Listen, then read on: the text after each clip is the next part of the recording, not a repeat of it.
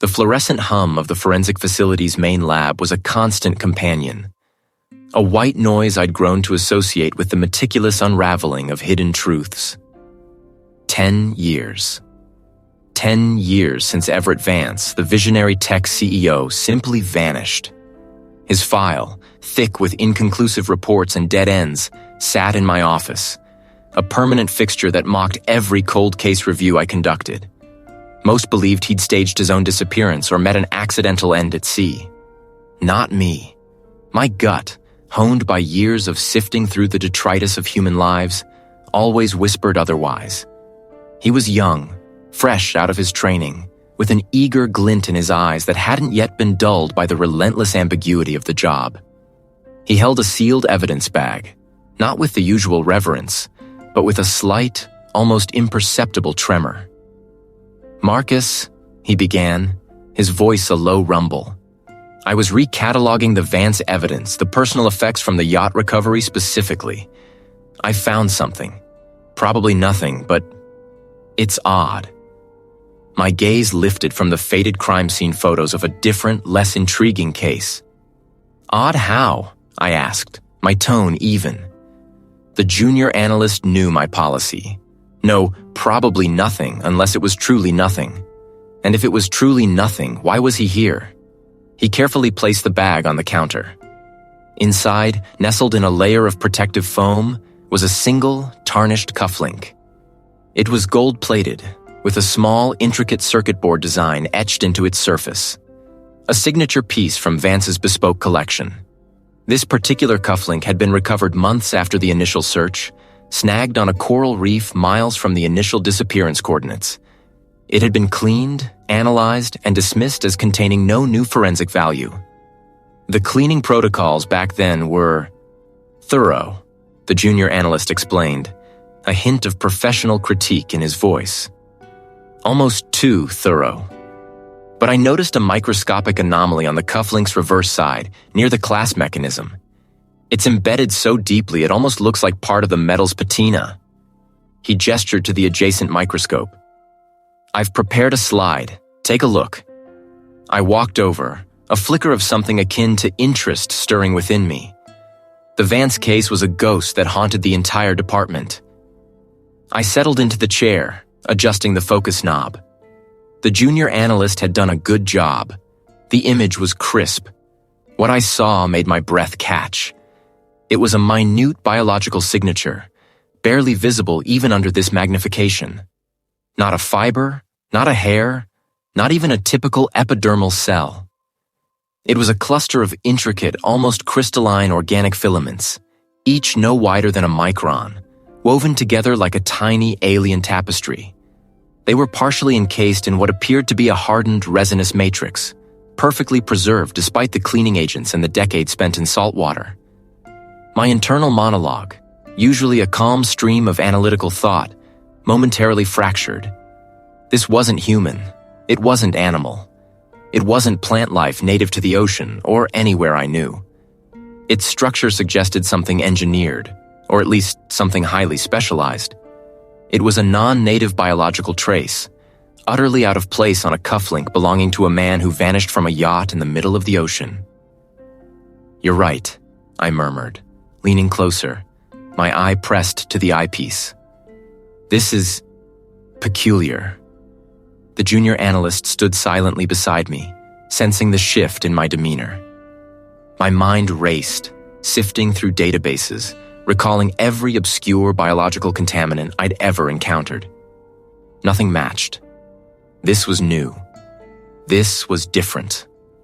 A decade ago, the initial reports painted a clear, if tragic, picture. Everett Vance, under immense pressure from a looming corporate merger, had simply disappeared from his luxury vessel. The final known location was a yacht at anchor storm closing in, sealed briefcases scattered across the cabin floor, as if a crucial negotiation had been interrupted. The weather had been brutal, the sea churning, swallowing any trace of him whole. The prevailing theory was that he'd gone overboard in a moment of despair. But this microscopic anomaly shattered that narrative. It wasn't despair. It wasn't an accident. It was a detail overlooked for 10 years that screamed intention. It spoke of a place, a process, a material that had no business being near Everett Vance's personal effects. I pushed back from the microscope, the chair scraping softly on the polished concrete floor. The hum of the lab seemed louder now, an insistent drone in my ears. This wasn't just a discovery. It was a key, finally turning in a rusted lock. Get me the full case file, every report, every photograph, every single piece of evidence, no matter how insignificant it was deemed. I instructed the junior analyst, my voice low but firm. Everything connected to Everett Vance. We're reopening this case. The junior analyst's eyes widened, a mixture of awe and apprehension. He knew what reopening the Vance case meant. It meant disturbing powerful figures, unraveling meticulously constructed narratives, and potentially facing resistance from corners of the world that preferred the past to remain buried. But he simply nodded, already moving with purpose. I picked up the cufflink, turning it over in my gloved hand. The tiny, almost invisible trace was a silent witness, an echo from a past that refused to stay quiet. The storm was no longer just a memory of a distant night at sea. It was gathering again, 10 years later, and I was about to sail right into its heart. The junior analyst's apprehension had settled into the air between us like a fine dust, palpable and heavy. He knew, as I did, that the microscopic fleck under my lens wasn't just a curiosity. It was a crowbar, poised to pry open a tomb. The Vance case, a decade-old scar on the city's conscience, was about to bleed anew, and the powerful figures who'd stitched it shut wouldn't appreciate the disturbance. My own determination hardened with each passing hour. I spent the rest of that evening and the early hours of the next morning confirming the initial analysis. Its structure was unlike anything commonly found in the local marine environment, or even within the standard biological databases I had access to. It was unique, perplexing, and undeniably there. By mid-morning, the call came. Not a request, but a summons. I found myself in a conference room, stark and functional, facing the chief investigator and a senior prosecutor. The air was thick with unspoken history, the kind that accumulates when inconvenient truths are swept under the rug. The chief investigator, a man whose face was a roadmap of past battles, regarded me with a wary gaze. The prosecutor, sharp-eyed and precise, tapped a pen against a stack of original case files. "Marcus," the chief investigator began, his voice gravelly, "we hear you found something. Something that suggests our decade-old conclusion about Everett Vance might be incomplete." I placed a high-resolution image of the trace on the central screen, magnified hundreds of thousands of times. It glowed, an iridescent, intricate pattern against a dark background. Incomplete is an understatement, Chief. This isn't just an anomaly, it's a signature. The prosecutor leaned forward, his pen still. A signature of what, exactly? We closed this as a tragic accident, a man falling overboard from his yacht. No foul play, no struggle, just an unfortunate turn of events during a storm. That's the narrative, I countered, my voice calm but firm. But this trace, found on a fragment of fabric recovered from Vance's personal effects, tells a different story. It's a complex, multicellular organism, unlike anything indigenous to our coastal waters. It doesn't belong. I pulled up a comparison slide, showing common marine microorganisms alongside my discovery. The difference was stark. Its cellular structure, its unique protein markers, they point to an environment far removed from a typical yachting accident. An environment that would require very specific, controlled conditions to thrive. The chief investigator grunted, skepticism etched onto his face. Are you suggesting someone planted this organism 10 years ago? For what purpose? I'm suggesting that Everett Vance's disappearance wasn't as straightforward as it was made out to be, I clarified, ignoring the implied absurdity of his question. This trace indicates he was exposed to something or somewhere that defies the official record. It's too specific, too alien to the scene to be coincidental. My mind drifted, reviewing the sparse original evidence. The vessel, a sleek 50-foot cruiser named the Oracle, had been found adrift miles from its last reported position, its dinghy missing. The storm that night had been fierce, a maelstrom that churned the sea into a frothing, unpredictable beast. The official theory posited that Vance, perhaps disoriented or struggling with some equipment, had fallen into the raging waters. The sealed briefcases containing sensitive corporate documents were found undisturbed. Everything had pointed to a tragic, if mundane, end for the tech titan. But the image of those briefcases, so carefully secured amidst the chaos, had always gnawed at me. Why protect corporate secrets so meticulously if one was about to face a watery grave? We're talking about reopening a case that was politically sensitive even then, Marcus, the prosecutor said, pulling me back to the present. A man of Vance's stature, his company. There were powerful interests at play. You understand the implications? I understand the implications of ignoring evidence, I stated, meeting his gaze. This trace isn't a suggestion. It's a forensic fact. It fundamentally challenges the accident or suicide theory. If Vance was exposed to this organism, it implies he was somewhere else, or with someone else, before he went overboard. Or perhaps he never went overboard at all, not in the way they claimed. The chief investigator sighed, running a hand over his tired face. All right, Marcus, you've made your case. The junior analyst's paperwork is already on my desk. We'll assign you lead forensic on the Vance reevaluation. But understand this, you're walking into a hornet's nest. Don't expect open arms. I nodded, a quiet resolve settling deep within me. I hadn't expected open arms. I expected resistance, obfuscation, and perhaps even outright hostility. But the truth, however microscopic, had a way of refusing to stay buried. And I was just the man to unearth it. The old case files arrived in a series of sturdy, gray archival boxes, smelling faintly of mildew and forgotten ambitions. I laid them out across the large stainless steel table in my lab, the fluorescent lights humming above, casting a sterile glow on the yellowed documents.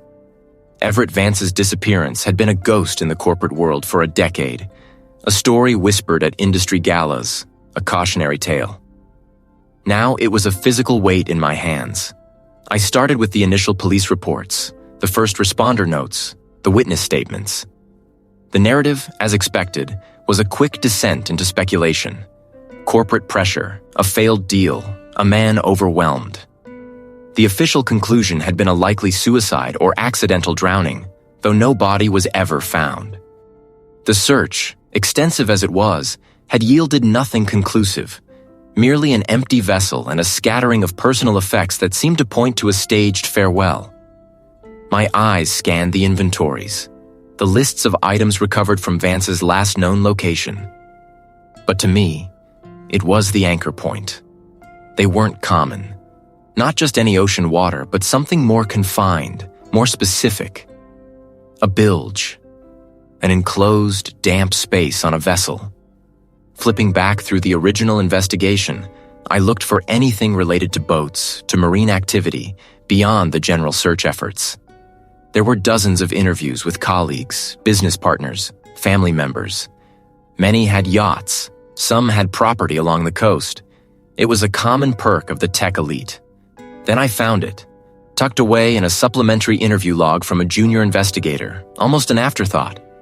The yacht belonged to a prominent rival executive, a man named Sterling Hayes. Hayes had been an early, obvious suspect, his company having been on the verge of a hostile takeover by Vance's firm. He'd been cleared quickly. His alibi, though thin, had been deemed sufficient, and the search of his yacht had turned up nothing directly linking him to Vance's disappearance. My brow furrowed. The initial report described a powerful storm brewing, a detail that had been used to explain why the search of Hayes's yacht was cut short. A storm could also explain why Vance's body was never found, swept out to sea, or buried under currents. But a storm also created ideal conditions for the dispersal of those very specific spores I'd found. Wind, rain, turbulence, spreading them from a confined space to an item like the marine debris. I stared at the faded photo attached to the report. Hayes's luxury yacht. Bobbing uneasily in choppy water, dark clouds gathering overhead, the sky bruised purple. A crew member was visible on deck, struggling to secure something. The image was grainy, but the sense of impending chaos was palpable. And in the foreground, almost out of frame, was a small, dark object floating near the hull. Unidentifiable in the poor resolution, but consistent with the marine debris description. Hayes, the rival executive. He had been too obvious, too perfect a villain, and thus too easily dismissed. His alibi, a last-minute flight to a remote corporate retreat, had been provided by his own staff and had seemed airtight at the time. But what if it wasn't? What if the storm, far from being an impediment to the search, had been an opportune moment for something else entirely? The sealed briefcases. Why were they specifically mentioned? They searched thoroughly, or merely noted? The report indicated a cursory check, focusing on items directly related to Vance. But if corporate espionage was involved, if this was more than a simple disappearance, those briefcases might have held a different kind of truth. They were mentioned alongside the storm, the yacht at anchor, almost as if they were a package deal of dismissed details. Not the thrill of discovery, but the cold weight of a decade of misdirection. The original investigators, perhaps overwhelmed by the high-profile nature of the case and the pressures from Vance's powerful company, had taken the path of least resistance. They'd looked for a body, for obvious signs of struggle. They hadn't been looking for microscopic fungi or the subtle indications of a meticulously planned cover-up. My fingers traced the outline of Hayes's face in another blurry photograph from the case file, a formal portrait taken years ago. He looked shrewd, unyielding, a man capable of burying a secret deep. The unique biological trace wasn't just a clue. It was a silent witness, pointing directly to a specific environment, and by extension, to a specific individual who had access to it. The initial investigation had been a broad net, but it had snagged a red herring, then let it go. Now, with the new evidence, that red herring was starting to look like the main catch. I needed to revisit Hayes, not just his alibi, but his entire life around the time of Vance's disappearance. This wasn't just about a missing CEO, it was about unearthing old lies that had been allowed to fester for far too long. The grainy image of Hayes's luxury yacht still lingered in my mind. The sky a bruised purple, the water a churning gray. A crew member fought against the wind, securing something on deck, his efforts dwarfed by the gathering storm. It wasn't just a photograph. It was a snapshot of a world teetering on the edge, a prelude to chaos. And somewhere in that chaos, Everett Vance had vanished. Back in the controlled environment of my lab, the chaos was microscopic, but no less potent. The lead analyst, a woman with a precise eye and an even more precise hand, adjusted the focus on the spectral analyzer. "Don't miss anything." She nodded, her fingers flying across the console. The machine hummed, a low, rhythmic thrum that usually soothed me, but today only amplified my impatience. We'd spent days on this, meticulously isolating the sample, preparing it for analysis. Every step was a gamble, every result a potential dead end or a breakthrough. This was the breakthrough I needed. "Marcus," she finally said, her voice tight with suppressed excitement. "Look at this." I peered at the screen. A distinct pattern, unlike anything we'd seen before, pulsed on the display. It wasn't organic in the way I'd initially suspected, not a pollen, not a spore. It was a complex mineral composite, intertwined with a unique strain of extremophile microorganisms. The mineral structure? It's highly specific, she continued, pointing with a stylus. Silicate-based, but with an unusually high concentration of rare earth elements, and a crystalline lattice structure that suggests exposure to extreme heat and pressure.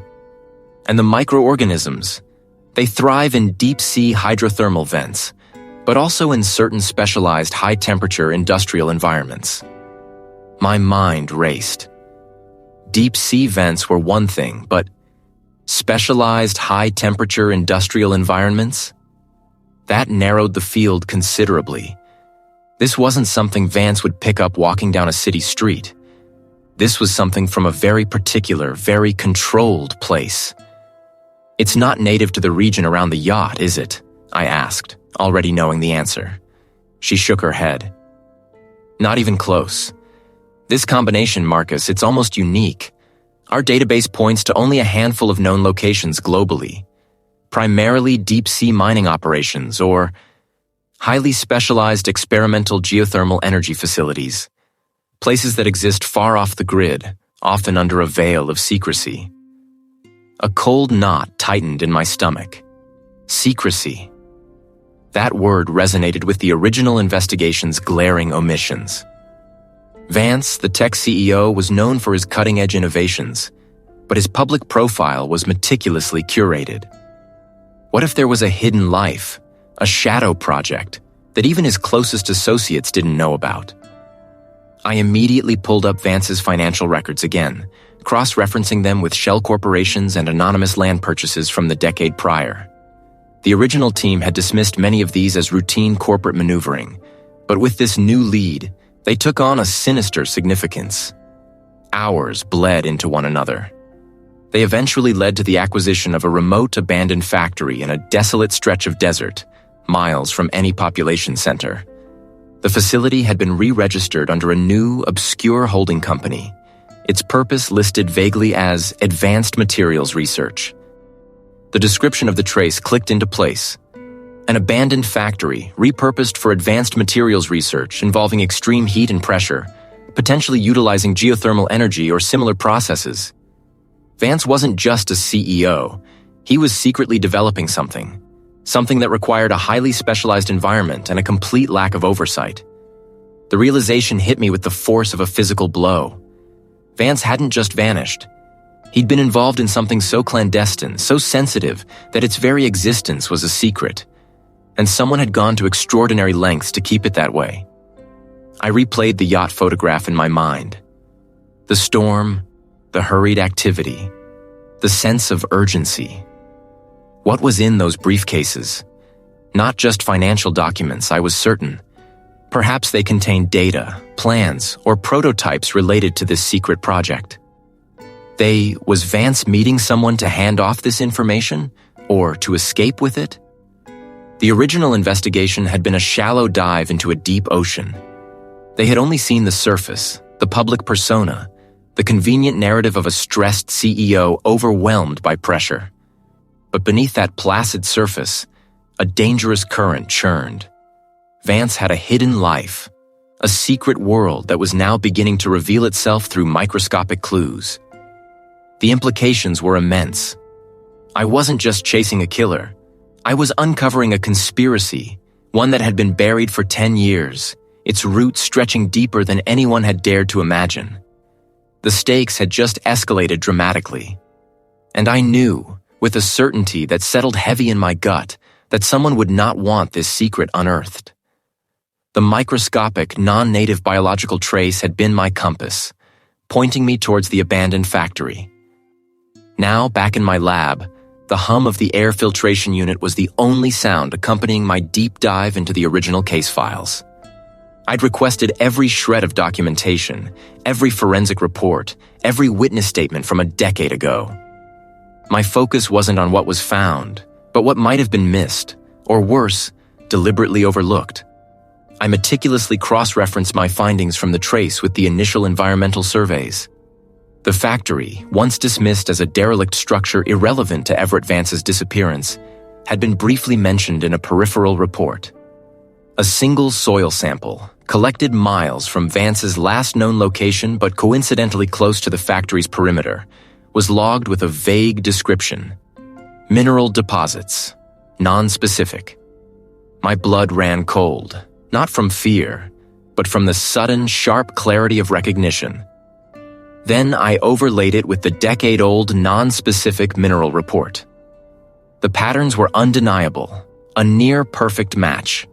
The unique crystalline structure, the specific trace elements indicative of extreme heat and pressure processes, they were all there in that old, dismissed report.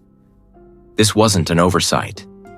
This was a deliberate misidentification, a forensic sleight of hand designed to divert attention, to send the investigation down a different, sterile path. Someone had seen these results 10 years ago and ensured they meant nothing. This was the compelling evidence I needed, undeniable proof that the original inquiry was intentionally misled. A cold, hard knot formed in my stomach. The initial investigation hadn't failed. It had been steered. My fingers tightened around the mouse. I was closer to the truth, but I just stepped onto very dangerous ground. My first call was to the lead detective from the original case. His voice, when he finally answered, was gruff, laced with a decade of weariness. "Thorne, still poking at that old ghost?" he asked, a hint of annoyance in his tone. I laid out my findings, carefully, clinically, detailing the spectral matches, the deliberate mislabeling. Vance was a powerful man, but he vanished. Sometimes there are no answers. He wasn't just tired, he was resistant. He wasn't going to help. The resistance escalated. Within hours, an email landed in my inbox. A terse, formal invitation to a private discussion regarding the Vance matter from a corporate executive representing Vance's former company. The tone was polite, almost solicitous, but the underlying message was clear. They wanted to talk, and they wanted it on their terms. The air was thick with the scent of salt and impending rain, the distant rumble of thunder a counterpoint to the lapping water. One, a man with a perfectly tailored suit and an unnervingly calm demeanor, introduced himself as the corporate executive. The legal advisor stood a step behind him, her hands clasped, an air of quiet authority about her. "My findings indicate the original investigation was compromised," I stated, cutting straight to the point. The yacht swayed gently with the growing chop. The corporate executive chuckled, a dry, humorless sound. "Compromised is a strong word, Mr. Thorne. Perhaps. Incomplete. Everett was a genius, but also mercurial. He had many interests, some of them rather unconventional."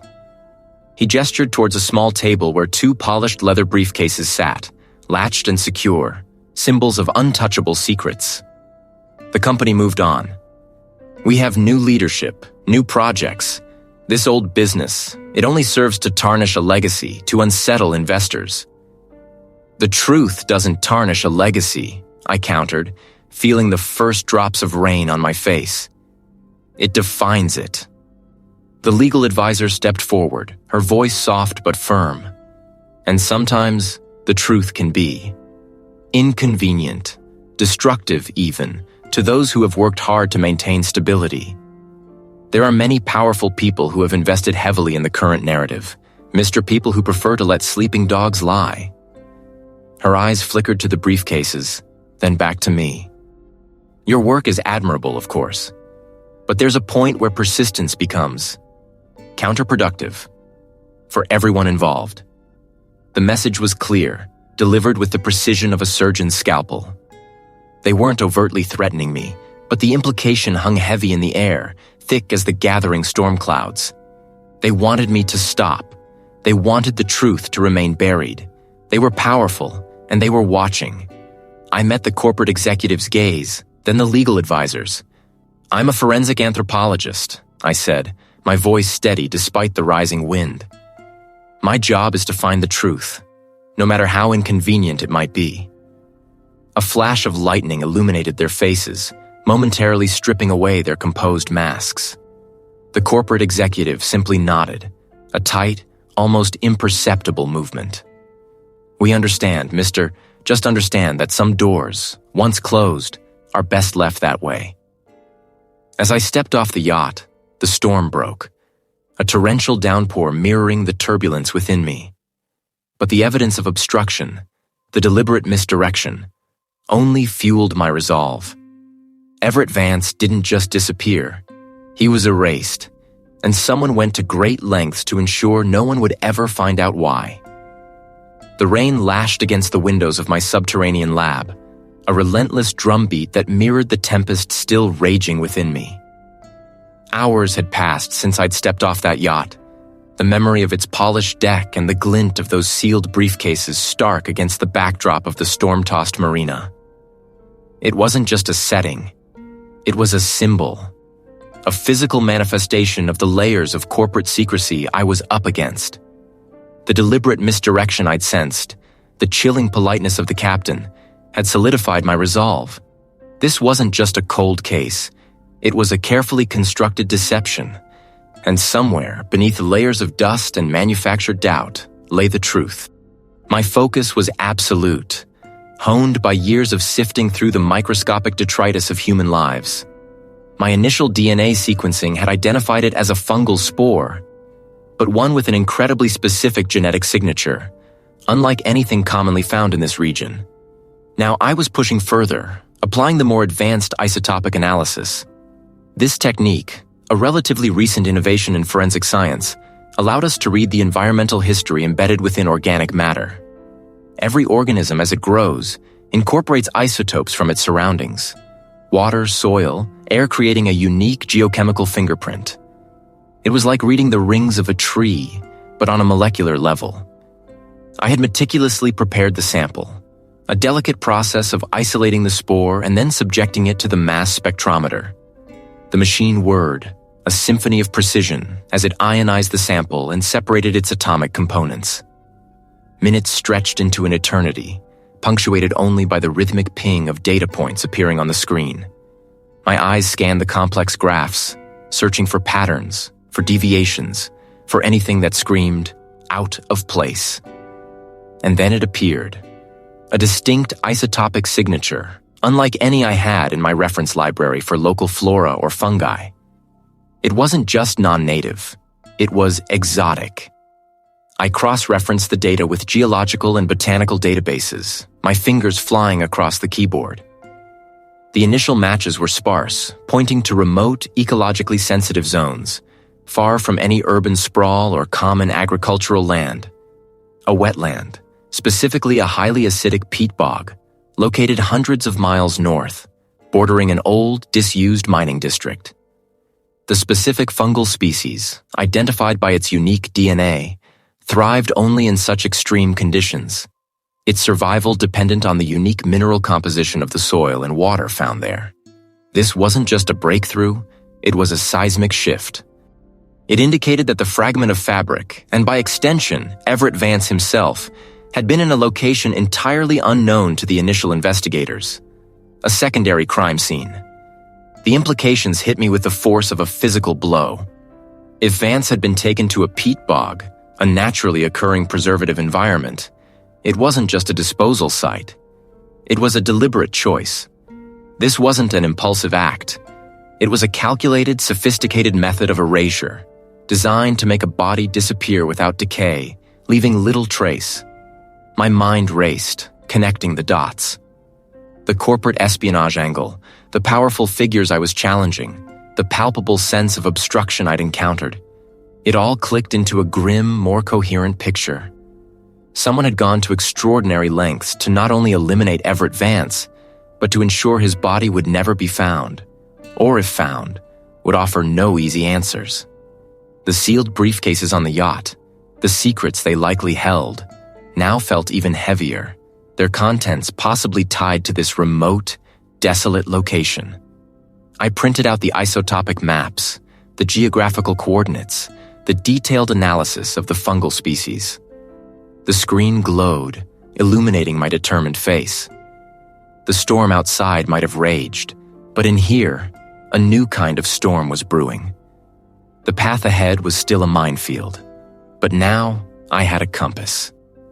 My next step was clear. I needed to visit that bog. The sheer audacity of the operation, the quiet menace of the crew, still prickled my skin. I'd walked away from that encounter with more questions than answers, but one thing was chillingly clear. The official narrative of Everett Vance's disappearance was a carefully constructed lie, and the architects of that lie were still very much in play. My lab, usually a sanctuary of methodical inquiry, felt charged with an almost electric tension. Under the high-powered electron microscope, the cellular structure pulsed with an alien vibrancy, its origin still a frustrating enigma. It wasn't natural, nor was it accidental. It was a signature. I leaned back from the microscope, rubbing my temples. The storm outside had only intensified, the wind howling like a banshee through the ventilation shafts. My gaze drifted to the secure evidence locker, specifically to the samples I'd managed to discreetly collect from the yacht's cabin. Not much, just a few fibers, some dust from a crevice near where the briefcases had been stored. The detective had dismissed them as insignificant, but my gut told me otherwise. I pulled out a small sealed bag containing a few strands of carpet fiber. The yacht's interior had been pristine, almost clinically so, which made even a stray fiber a potential gold mine. Under my lab's specialized lighting, I noticed something I'd missed before. A faint, almost invisible sheen on the synthetic fibers. I mounted a strand onto a slide and positioned it under the microscope, zooming past the biological trace, searching for something else. It took another hour of painstaking adjustment, but then I saw it. Embedded within the synthetic weave, almost fused with it, were minute metallic particles. Not dust, but perfectly formed microscopic spheres, each glinting with an unnatural uniformity. My heart gave a sharp, involuntary lurch. These weren't from any common alloy. I ran a quick elemental analysis. The results flashed across the screen. A unique composition of rare earth elements, specifically tailored for extreme durability and conductivity. My mind raced. This wasn't just industrial waste. This was specialized high-grade material, likely used in advanced electronics or aerospace. And the only place I knew of that manufactured components with this precise signature was a subsidiary of Vance's own corporation, a highly secretive division rumored to be developing next-generation quantum computing prototypes. This was the reveal. Everett Vance hadn't just vanished. He'd been silenced, and the silence was being maintained by forces with deep pockets and even deeper secrets. A sudden, sharp crack echoed from the main entrance to the underground bunker, followed by a grinding screech of metal. My breath caught in my throat. I wasn't expecting anyone. My lab was secured, access restricted to a handful of trusted colleagues and the detective. Every alarm in my mind shrieked. This wasn't a casual visitor. A low thud, closer this time, vibrated through the concrete floor. Someone was inside the bunker. I moved silently, pressing myself against the wall, listening. The sounds were deliberate now, heavy footsteps growing louder, heading directly towards my lab door. My pulse hammered against my ribs, a frantic drumbeat. I peered through the reinforced peephole. They carried no visible weapon, but their posture exuded a professional menace. The figure stopped at my lab door, a small, intricate device held in their gloved hand. A faint whirring sound, then a click. The electronic lock disengaged. The door swung inward with a soft hiss. I braced myself. The figure stepped inside, their head slowly sweeping the room. They weren't looking for me. Not yet. Their gaze went straight to my workstation, to the microscope, to the open laptop displaying the elemental analysis. Marcus Thorne. A deep, synthesized voice boomed from a small speaker on their chest, devoid of any human inflection. You've proven to be... From the sudden stark confirmation of my suspicions, this wasn't a random act. They knew exactly who I was and what I was investigating. The figure moved with alarming speed towards my evidence locker. This was their objective. They wanted to erase my discovery, to bury the truth again. I couldn't let that happen. The metallic particles, the biological trace, the connection to Vance's corporate division, it was all here. I burst from my hiding spot, wrench raised. "Get out of my lab!" I roared, my voice raw with adrenaline. The figure turned, their movements fluid and practiced. They didn't speak, but their posture shifted, ready for confrontation. This wasn't just corporate espionage. It was a powerful, ruthless conspiracy willing to eliminate anyone who stood in their way. I was no longer just an investigator. I was a target. The figure moved with alarming speed towards my evidence kit, a dark blur against the muted lab lights. My instincts screamed. Before I could fully react, the intruder snatched a file from the stack and vanished as swiftly as they'd appeared, leaving behind only the faint metallic scent of ozone. They hadn't taken the samples themselves, only a file detailing my preliminary findings, a clear message. This wasn't a random act. This was a direct threat, a warning delivered with chilling precision. They wanted me to back off, but all they'd done was confirm my trajectory. It told me they were watching, and more importantly, they were desperate. Desperate enough to expose themselves. I spent the next few hours meticulously re-examining every detail, not of the evidence, but of the people around Everett Vance. The corporate espionage angle had always been a strong contender, but the personal vendetta, the deep betrayal, that was the missing link. The trace, a unique fungal spore, wasn't just from a specific environment. It was linked to a proprietary bioremediation process, a technology Vance had been on the verge of unveiling. A technology that, if stolen, could be worth billions. I knew who stood to gain the most, both professionally and personally. Vance's former business partner. Their public rivalry had been legendary, their private animosity, I now suspected, lethal. The stolen file confirmed the partner knew I was closing in on the biological trace, the forensic fingerprint of the entire scheme. It was time to force their hand. My call to the former business partner was brief, cryptic. I offered a meeting, an opportunity to clarify certain misunderstandings before I submitted my final report. I suggested a neutral, discreet location, a place where prying eyes couldn't reach. The partner, predictably, chose a setting that reeked of their own power and paranoia. A yacht. Hours later, the sky was a bruised purple, heavy with the promise of a tempest. The air was thick with the tang of salt and an approaching electrical charge. Rain began to spatter, large, heavy drops hitting the polished deck with percussive force. The waves, previously a gentle swell, now slapped against the hull with increasing urgency. He carried another briefcase, identical to the two already on the table, setting it down with a soft thud. "Thorne," he said, his voice clipped. "This better be important. I have an investment meeting in the morning." "It's far more important than any investment, I assure you," I replied, letting my gaze drift to the briefcases. "These contain the final drafts of your patent applications, I presume? Or perhaps the stolen schematics for Vance's bioremediation tech?" His jaw tightened. "My patents are my own." The yacht began to pitch more noticeably. "You're grasping at straws, Thorne. A fungus?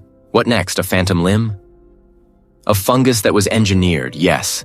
Genetically altered to thrive in a specific contained ecosystem. It was a signature, a unique fingerprint left behind at the site of the original theft." He gripped the edge of the table. "You have no proof, no direct link.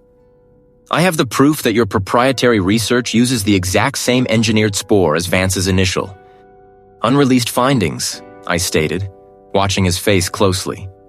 "And I have the distinct pattern of corporate espionage that points to you, the one man who stood to lose everything if Vance's technology saw the light of day. But that's just the corporate motive, isn't it?" The first heavy drops of rain hammered down, turning the deck slick. Thunder boomed directly overhead, making the yacht shudder. "There was more to it, wasn't there?" I pressed, my voice low, insistent. "Vance didn't just threaten your fortune. He threatened something far more personal. A betrayal that ran deeper than money." He stared at me, his eyes wide, reflecting the flash of lightning. The rain was now a deluge, obscuring the distant shore. He opened his mouth, then closed it, his gaze fixed on the turbulent water. The briefcases, symbols of his empire, seemed to mock him. He was going to expose me, the former business partner finally choked out, his voice barely audible above the storm's fury. His carefully constructed facade shattered, revealing a raw, venomous resentment. Not just for the tech, for what I did to his reputation, to his family.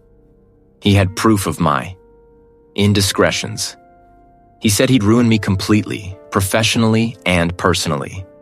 Not a full confession to murder, but the motive, stark and undeniable. Corporate espionage intertwined with a deeply personal, devastating betrayal. The storm raged around us, mirroring the chaos he had unleashed a decade ago. I had my answer, or at least the crucial piece of it.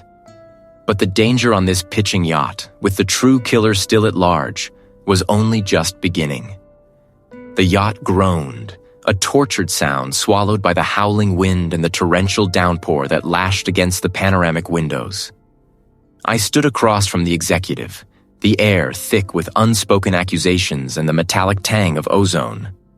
His confession, partial as it was, still resonated in the confined space, a chilling echo of ambition and personal malice.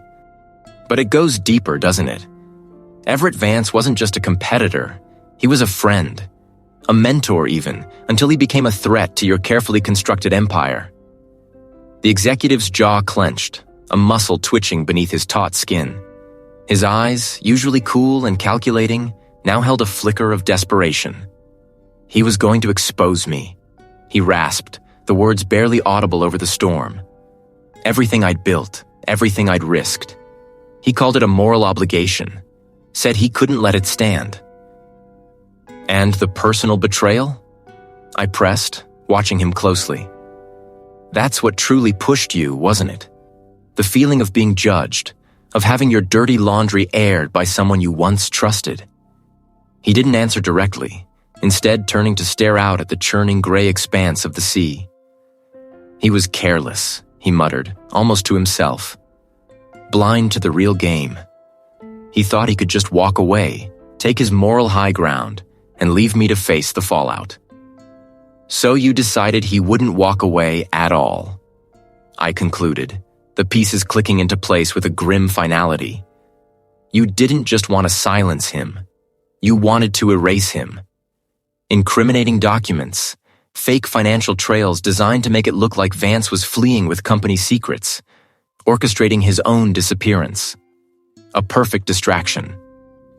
He remained silent, but the subtle tightening of his shoulders was all the confirmation I needed. The storm outside intensified, the yacht swaying more violently. I gripped the edge of the table, steadying myself. This was it, the final unraveling. I found something at the secondary site, I continued, my voice low but firm. The coordinates you provided, where Vance's yacht was supposedly last seen. It wasn't just on the debris. It was deeply embedded, almost fused, with a particular synthetic polymer that you, and only you, used in the custom modifications of Vance's vessel. His head snapped back towards me, his eyes wide with a sudden dawning horror. The calculated composure he'd maintained for a decade shattered. This particular organism, I explained, thrives only in a very unique, highly saline, deep-water environment.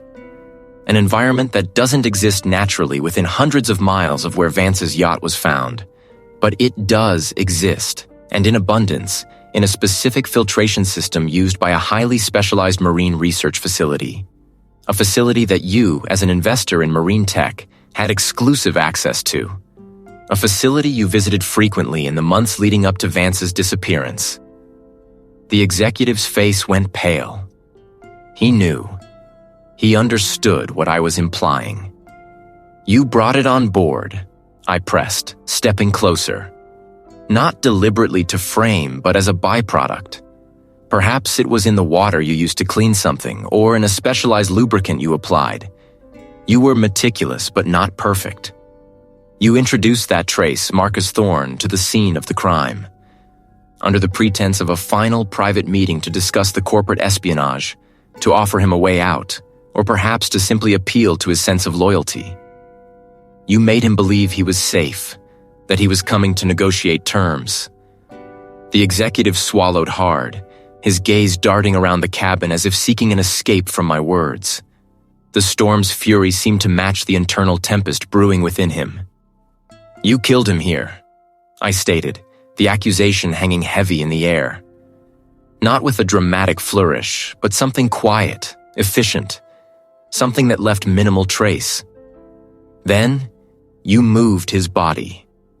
You used his own modified vessel, designed for stealth and speed, to transport him out to sea. And at those coordinates you later gave, you staged the accident. His yacht scuttled. His body weighted and released into the deep, hoping the ocean currents would carry away any evidence, or that the depths would hold his secrets forever." I paused, letting the full weight of my reconstruction settle. "The non-native biological trace was the ghost you left behind. A microscopic witness, clinging to the very synthetic material you thought would be your undoing, but ultimately became yours." His shoulders slumped, the fight draining from him. He looked utterly defeated, a man stripped bare of his cunning and his defenses. The architect of deceit, finally cornered by the smallest, most overlooked detail. The storm outside continued its relentless assault, but inside the yacht, the truth had finally broken through. The yacht bucked violently, a groan of stressed timber echoing through the hull as another colossal wave slammed against its side. Rain lashed the portholes, blurring the already dim light of dawn. The man, the architect of this decade-long deception, remained slumped in the opulent armchair, his eyes fixed on the sealed briefcases that lay on the polished mahogany table between us. I knew they held the final damning details. "The storm isn't letting up," I stated, my voice cutting through the wind's howl. "No one's getting off this vessel until it breaks." I watched him, searching for any flicker of defiance. Found only the vacant stare of a man whose world had imploded. It led me to his private collection of rare orchids, cultivated with an obsessive precision that mirrored his criminal enterprise. A faint crackle from my pocket announced the arrival of the lead detective's team. "Marcus, we're on approach." The lead detective's voice rasped over the secure line, distorted by the weather. "Visibility is near zero, but we're almost there." "Understood," I replied, my gaze still locked on the executive. "He's contained. The briefcases are here. Crucial evidence, I believe." Minutes later, the heavy thud of a boarding party echoed above the storm's fury. Uniformed officers, their rain slickers glistening, descended into the yacht's main salon, followed by the lead detective, his face grim and determined. He nodded at me, a silent acknowledgement of the work done, then his eyes landed on the defeated man and the briefcases. "Secure the vessel," the lead detective commanded, his voice carrying authority. Every surface, every corner, the full extent of the corporate espionage that fueled Everett Vance's demise. The executive remained silent, a statue of despair. The lead detective signaled to a digital forensics expert who immediately set up a portable workstation, his fingers already flying across a keyboard. "We need to find the digital footprint," I urged, leaning closer. "The biological trace led me here. The motive, the precise execution. It all points to a level of planning that would leave a digital trail. Communications, transfers, even a hidden personal diary."